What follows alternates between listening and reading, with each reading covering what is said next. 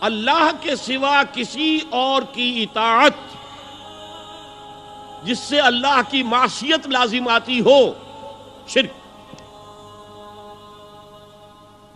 لا طاعت لمخلوق فی معصیت الخالق، مخلوق میں سے کسی کی اطاعت نہیں ہوگی یہ اس معاملے میں جس میں خالق کی معصیت لازم آ رہی ہے۔ ہاں، خالق کے احکام کے اندر اندر والدین کا حکم بھی مانو، اطاعت کرو،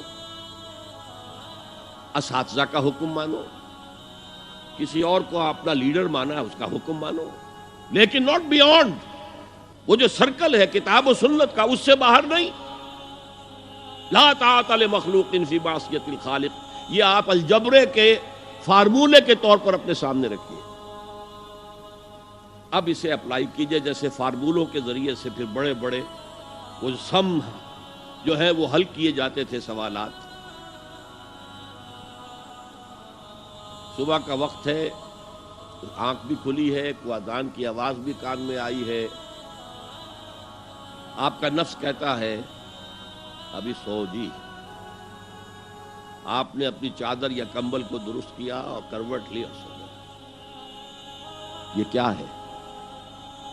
آپ نے کس کا حکم پیچھے پھینکا اور کس کا حکم مانا؟ اللہ کے حکم کو پیچھے پھینک دیا، نفس کے حکم کو آگے رکھا۔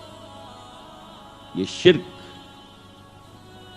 اس شرک کو جاننے والے بہت کم ہیں۔ مولانا روم نے خوب کہا تھا، نفس ماں ہم کم ترس فرعون نیست لیکن ایراعون نیست۔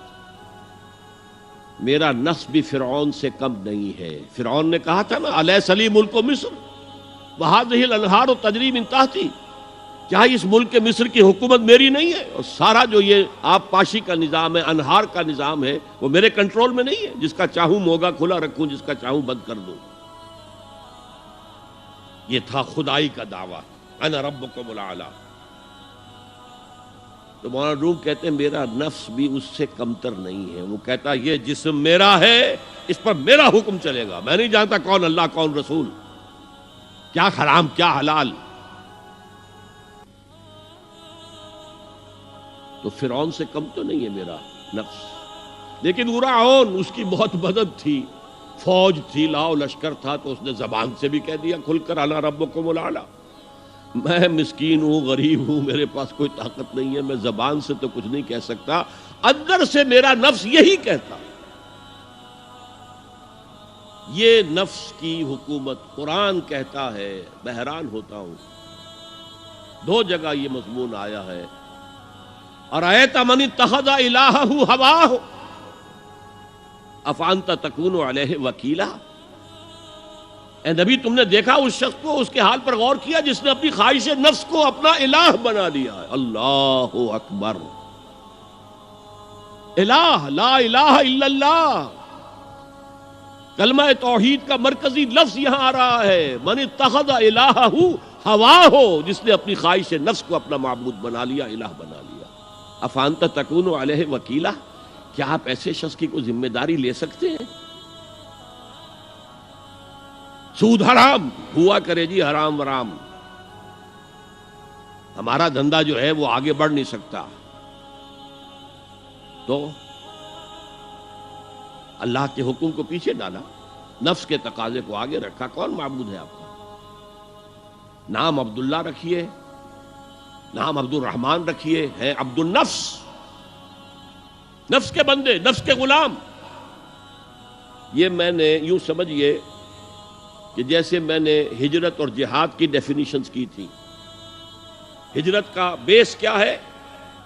پوچھا گیا ایو الہجرت افضل ہو یا رسول اللہ، اے اللہ کے رسول بتائیے سب سے اعلیٰ ہجرت کون سی ہے، افضل؟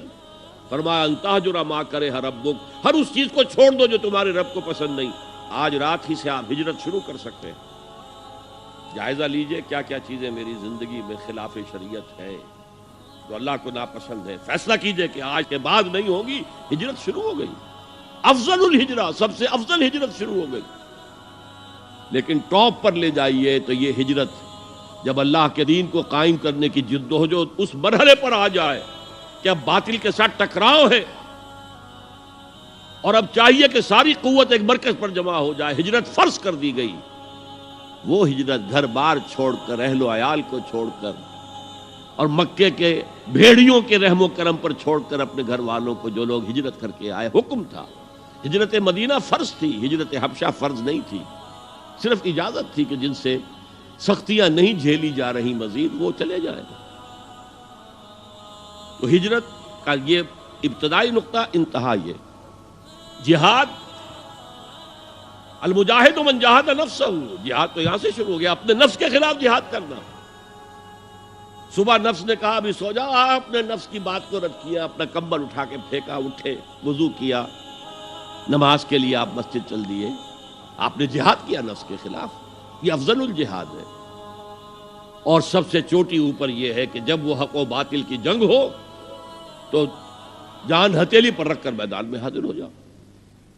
هي الحلقات تحفظني بآيات من القرآن، هي الحلقات تملأني بحب المصطفى العدنان۔ جی دوستو، جیسے کہ آپ لوگوں نے آج کی ویڈیو دیکھی ہے کہ ماشاءاللہ اللہ کے سامنے بہت خوبصورت بیان کیا ہے کہ اگر ہم اللہ تعالیٰ کے کسی اور کے سامنے جھکتے ہیں تو وہ شرک کہلاتا ہے، تو ہمیں شرک نہیں کرنا چاہیے، صرف اور صرف اللہ تعالیٰ کی عبادت و اطاعت کرنی چاہیے۔ ہاں، اگر ہمیں ماں باپ کی خدمت بھی کرنی چاہیے تو وہ بھی اسلام کے دائرے میں رہ کر بھی ہمیں اپنے ماں باپ کی اطاعت کرنی چاہیے۔ اگر ہم شیطان کی بات مانیں، اللہ تعالیٰ کی بات نہ مانیں، کسی اور کی بات مانیں تو یہ بھی شرک کہلاتا ہے۔ تو دوستو، امید کرتا ہوں کہ ویڈیو آپ لوگوں کو پسند آئی ہوگی، آپ لوگوں نے کچھ سیکھا ہوگا۔ اگر کچھ سیکھا ہو تو اس پر عمل کریں تو انشاءاللہ زندگی آسان ہو جائے گی۔ تو دوستو، اگر ویڈیو آپ لوگوں کو پسند آئی ہو تو ہمارے چینل کو لائک کریں، سبسکرائب کریں اور زیادہ سے زیادہ شیئر کریں۔ شکریہ۔